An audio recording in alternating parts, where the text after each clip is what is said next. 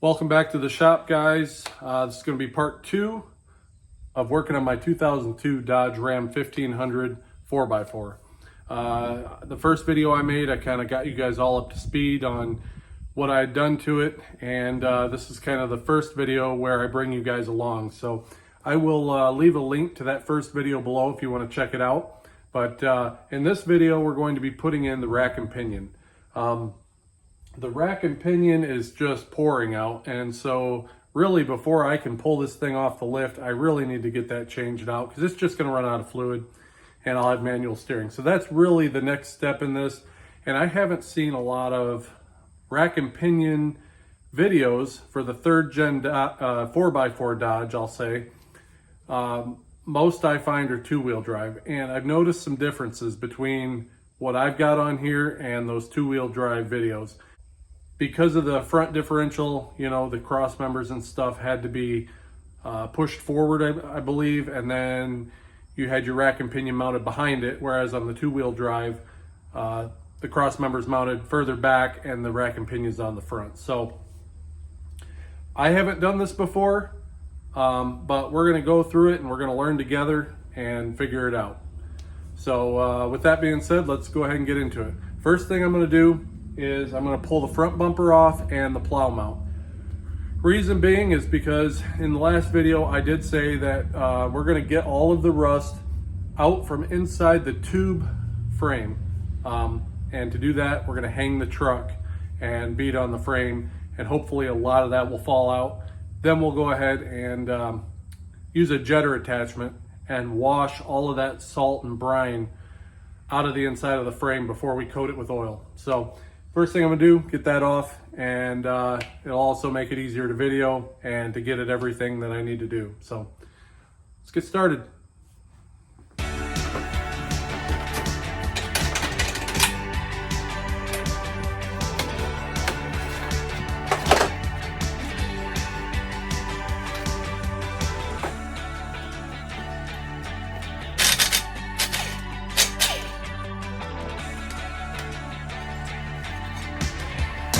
All right, bumper's off, and I got it jacked up here. You can see I've got the farm jack on one side of the bumper, and it's as high as it can possibly go, and that's just enough to get this wheel off of the ramp.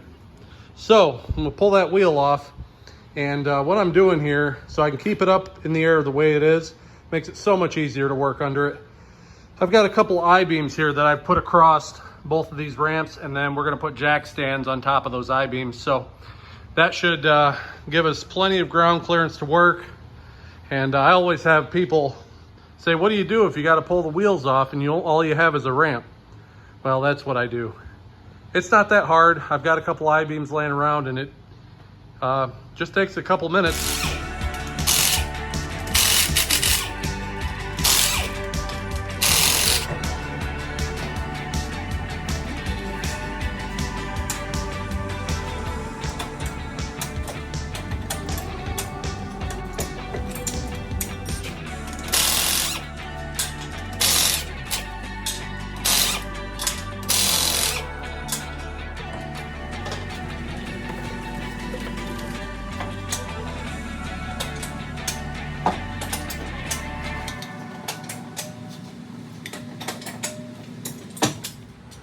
All right, guys, so it is now a week later, and you can tell I've got everything apart still on the truck.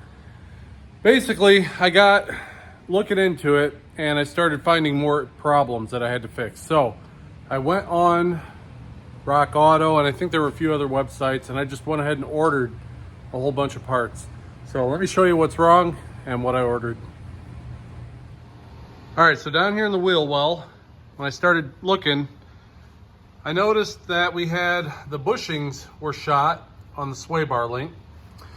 And then I looked at the rack and pinion arm, and I come down here and it's got a torn boot, which is fine because when I ordered the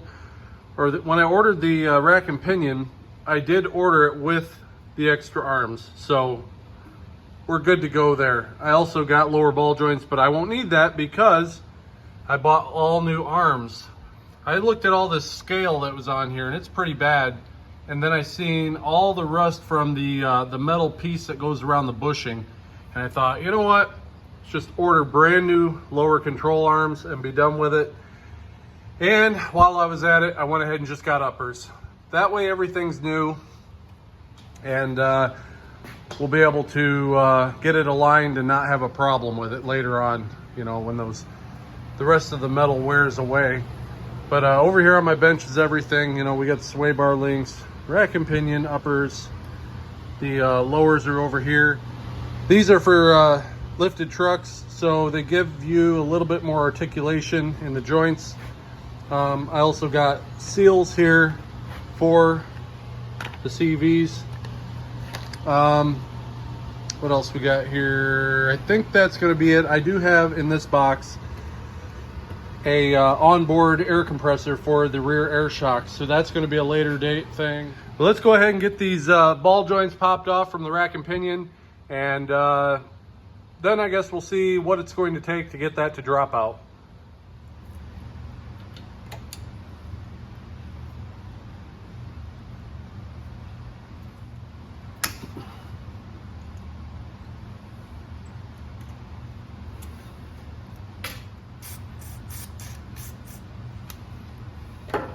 Size for this nut is 21 millimeter.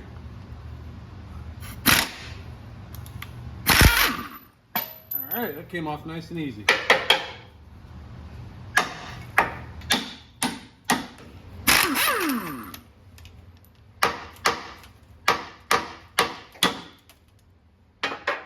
All right, so we are in the front of the truck here. Obviously the bumper's off, and I might actually recommend that you take the bumper off because it's not hard, and it sure does give you a lot of access to get to these connections and stuff back here. So we've got this line here, which comes from your pump. Pump is right there. And then you've got the line on top, which comes over and it goes right to your cooler, your power steering cooler. So we got to get those off. It appears that the size for that is 18 millimeter. So let's loosen them up, get them off, and let all of the fluid drain out.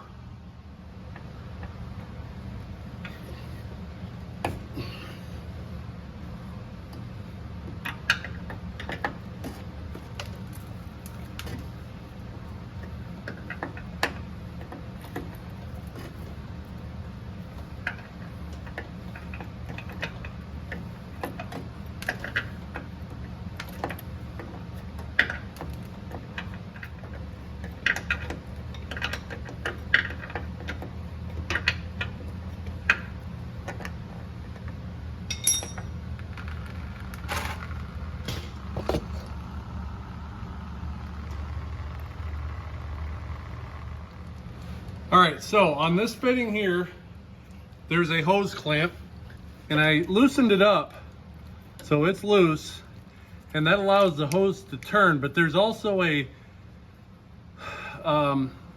crimped type clamp behind it. So I'm not sure what size this is. It's not the same. So I'm gonna put a adjustable wrench on there and see if I can get it without damaging any of the hex on the outside. So let's see if we can do that. It's a little short. I might have to get a longer one. There we go.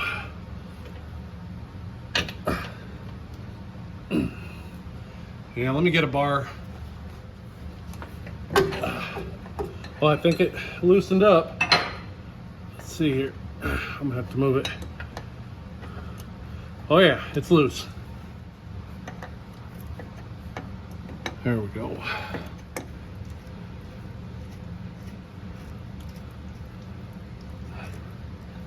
All right, there's that one. Now we'll let this sit here and drain. Come back to it. All right, so up inside of here, you'll see we have a bolt here, and that holds on to the shaft for your steering. So we're gonna pull this out. This is a 1/2 inch head on there, so you'll need a 1/2 inch socket. We're just gonna go ahead and remove that bolt.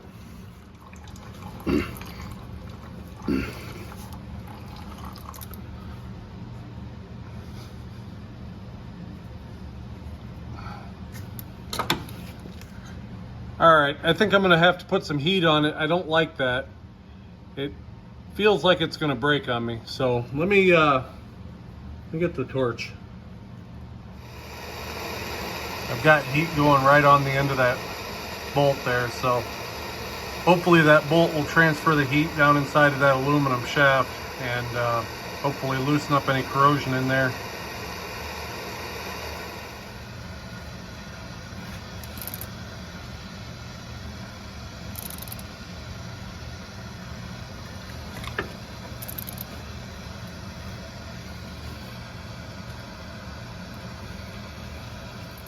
Yeah, you may have to do what I just did and put a little heat on it. You can see the corrosion's falling right out of it too. But it is coming undone. See all that corrosion falling out as I turn it? That's not good. Hopefully I got some threads left, really. Seems to be backing out okay, so.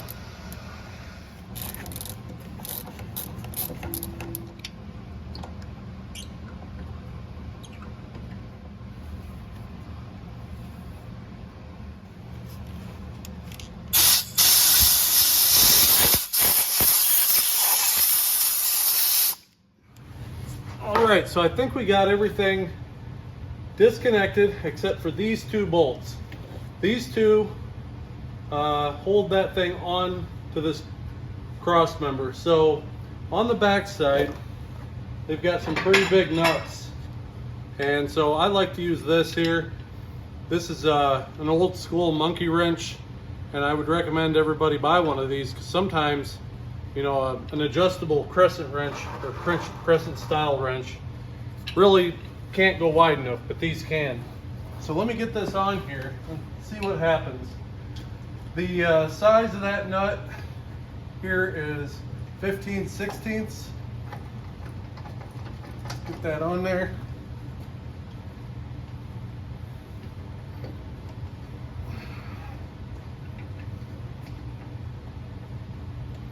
And we'll see what happens.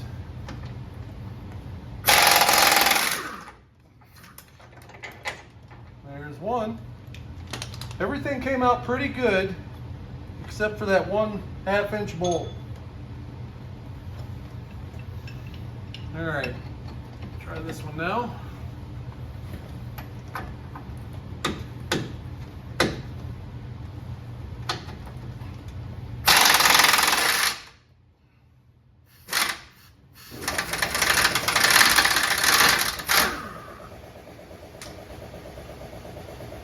So I think once I pull that out, this is going to want to fall down.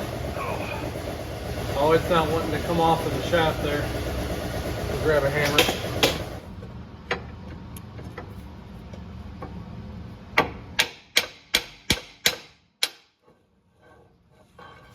All right, that's out. So we should be able to start dropping things out of it. Let's see here.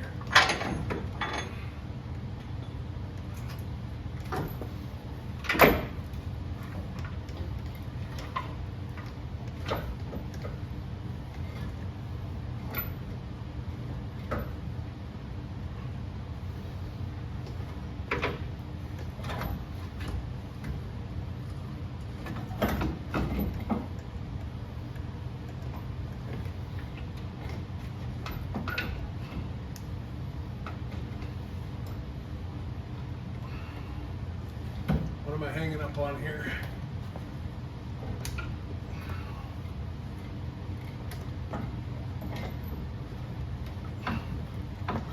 There we go.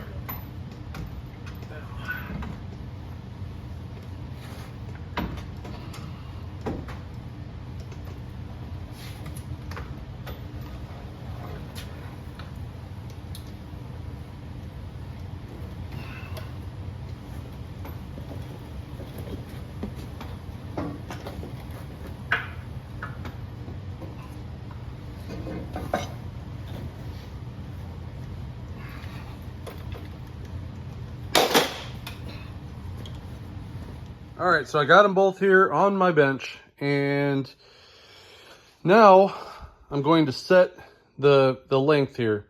And a lot of people, the way they do it is they loosen this up and they count the rotations until it actually comes off of this shaft because it's threaded on. So instead of doing that, because I'm replacing everything and I'm going to get it aligned, all I did was take a measurement. So I have a tape measure here, and I measured, if you look here, there's a little lip. I measured from that lip to the very end of this tie rod link, I guess. And then I just set this one the same way. I went from this lip to the very edge of that. And did a few more measurements. I measured from this lip all the way over to this lip, and it matches the same on here. So I just made sure these were all the same, but if you look, I've got these set, and you've got more threads on the new one than you do on the old one. So that's how I did it, just to get it close. And I'll go ahead and tighten those up. And then what we have to do is get these bushings out. Now this one's a little cracked. I don't know if I'm going to replace it or not. We'll see once it comes out. May have to, but I think I know how to get these out. So let me set you up on a tripod and we'll see what we can do. All right, so basically this threads into the back side of that metal sleeve that goes down inside of that bushing. So my thinking is I can put this in here, just thread it in, and then hit it, and hopefully that will drive that bushing out of the back side. Oh yeah, not hard at all. So there's that bushing, it came out. We're gonna go ahead and unthread this, and then I'll probably end up getting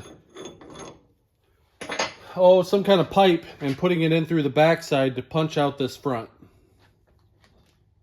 And actually that doesn't look too bad, so we're gonna go ahead and reuse that. We'll put that on the back side here, and it just went right down in there, no problem. So let me see if I can find a pipe here that'll fit down inside. All right, so we got it in the vise. That'll let us get a little bit more of a hit on it.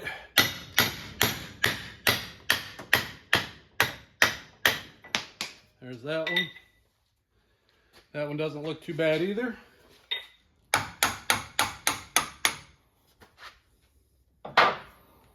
All right, that sleeve came out, but the bushing stayed in, so we'll have to get that out. Kind of loosen it up around there. It should just pull out. There we go. And we'll throw it on there.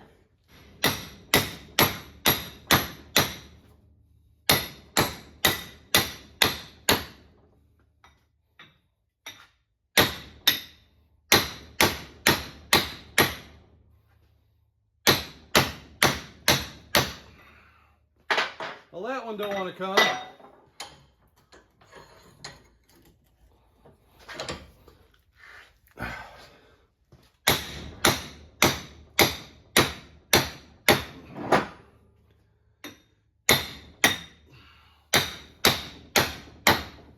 Maybe I'll give it a little turn. Let's grab a pipe wrench and we'll try to turn that.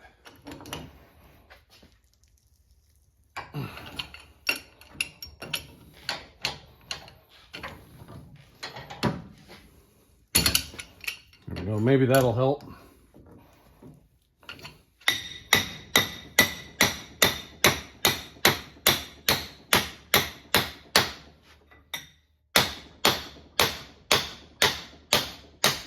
Good grief.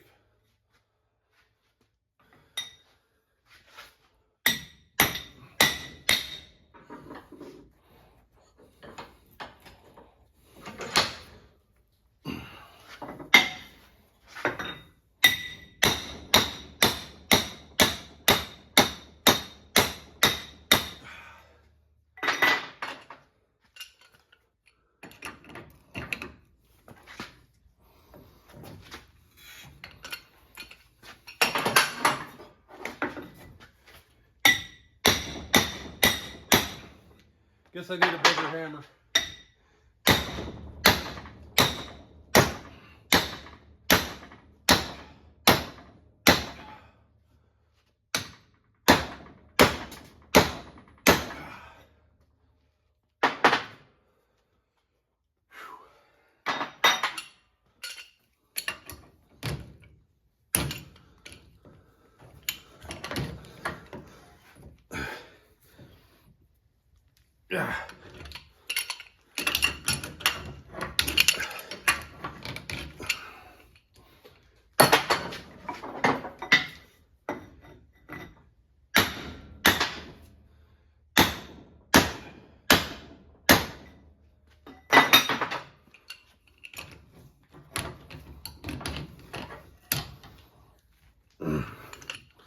There we go. Good Lord. All right. And I am going to go ahead and reuse that. It's not too bad. It was just cracked around the outside. All right, bushings are in both sides. This one's pretty loose. I had to beat this one in and this one. And I'll tell you something. Don't just put the sleeve with the rubber together into that hole. If it's hard coming out and you do that, what's going to happen is you won't be able to push this all the way in. What you need to do is put the rubber bushing in the hole first and then drive this down inside of that, the inner side of that rubber bushing. This side was a lot better. This side here did not want to go together very well, just as bad as it didn't want to come apart. So go ahead and keep that in mind. If it comes apart hard and these rubber bushings are a little bit swollen from the oil and stuff that's been dripping on them, you're going to have to kind of take some care when you put them back together. One other thing I do want to note on these is that once you get these kind of lined up together, you know, I'm sure you could put a bar through here and that'll kind of get you where you want to be. And you get your tie rod ends set.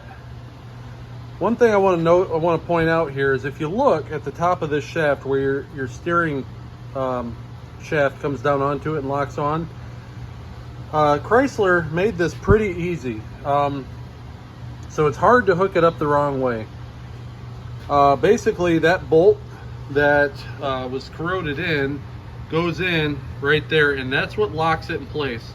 You got the two flats that also go up in there, but this, there's only one way to put it together. Like the old ones, I believe, had a spline, and if you changed this out and you didn't quite get this back on there, you'd be driving down the road and your steering wheel would be kicked to one side. That's really not possible with the way they did this. And something else also I want to point out, you see you got a black and a red plug down inside of here. These holes are two different sizes, just barely. If you look, maybe I'll get the calipers and show you. It's hard to see on camera. All right, here you go. So we're gonna put these in here. You got 0.620. Now we come up to this one, 0.696. So those holes are two different sizes.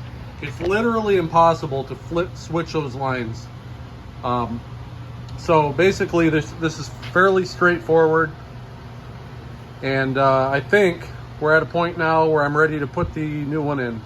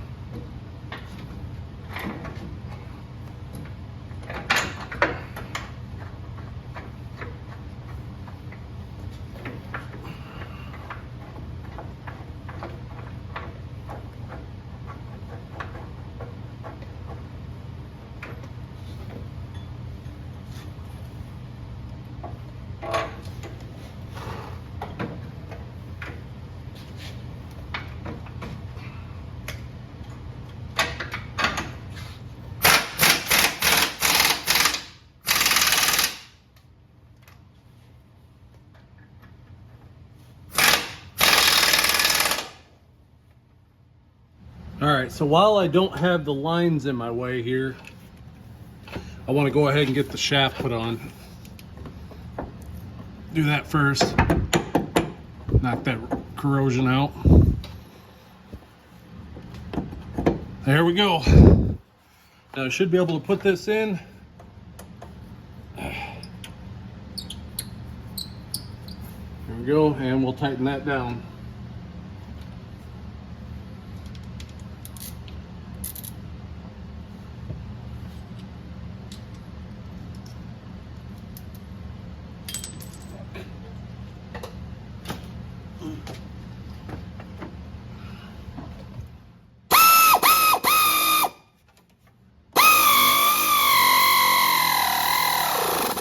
So I went to tighten that bolt up and it got about halfway in and basically locked up on me. So I backed it back out.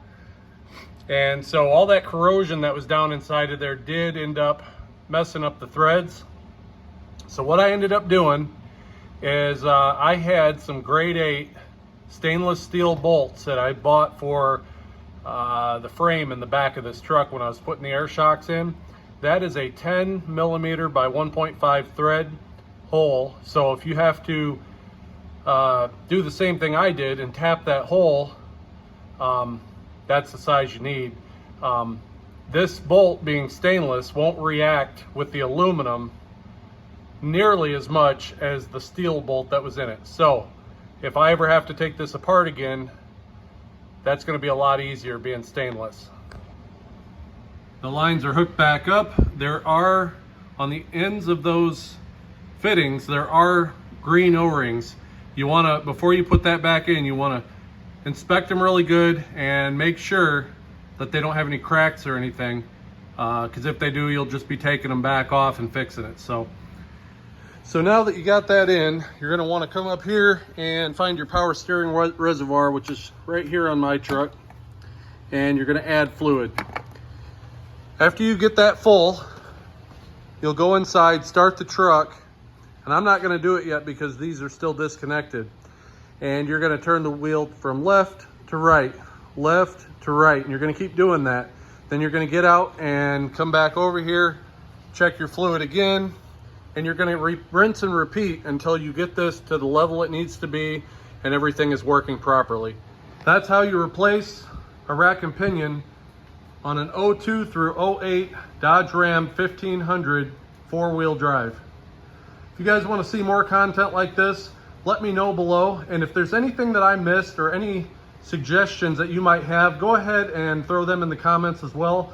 We're all here to learn together and help each other out. So hope you enjoyed this video, and I will see you on the next one. Thanks for watching.